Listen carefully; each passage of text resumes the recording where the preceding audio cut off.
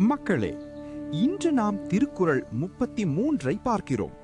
இந்த குறள் அறத்துப்பால் பகுதியில் உள்ள அரண் வலியுறுத்தல் அதிகாரத்தை சார்ந்தது. ஒள்ளும் வகையான் அறவினை ஓவாதே, செல்லும் வாயெல்லாம் செயல். இந்த குறள் அறத்தை எப்போது செய்ய வேண்டும், எப்படி செய்ய வேண்டும் என்பதை மிகவும் தெளிவாக கூறுகிறது. ஒள்ளும் வகையான் என்றால் என்ன? நமக்கு சாத்தியமான அளவுக்கு, நம்மால் முடிந்தவரை என்று பொருள். திருவள்ளுவர் இங்கே சொல்லுவது என்னவென்றால், அறம் செய்வதை ஒருபோதும் நிறுத்தக்கூடாது. நமக்கு வாய்ப்பு கிடைக்கும் எல்லா நேரங்களிலும் நம்மால் முடிந்த அளவுக்கு அறம் செய்ய வேண்டும். நீங்கள் யோசித்து பாருங்கள், நல்லது செய்வதற்கு ஒரு பெரிய காரணம் அல்லது பெரிய நேரம் தேவைப்படுமா? இல்லை. சிறிய உதவி செய்தாலும் அது அறம்தான்.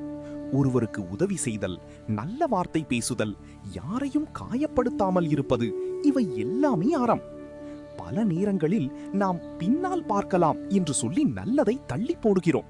ஆனால் இந்த குறள் என்ன சொல்லுகிறதென்றால், நல்லதை தாமதிக்காமல் உடனே செய்ய வேண்டும். வாய்ப்பு இருக்கும் போது செய்யாத அறம் பின்னால் செய்ய முடியாமல் போகலாம். அதனால் நமக்கு கிடைக்கும் ஒவ்வொரு வாய்ப்பையும் பயன்படுத்தி நல்ல செயல்களை செய்ய வேண்டும்.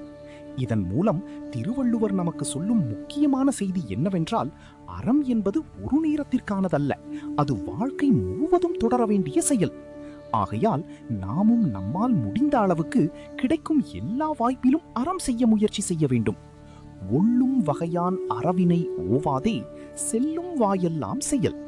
அடுத்த திருக்குறளில் மீண்டும் சந்திப்போம். நன்றி.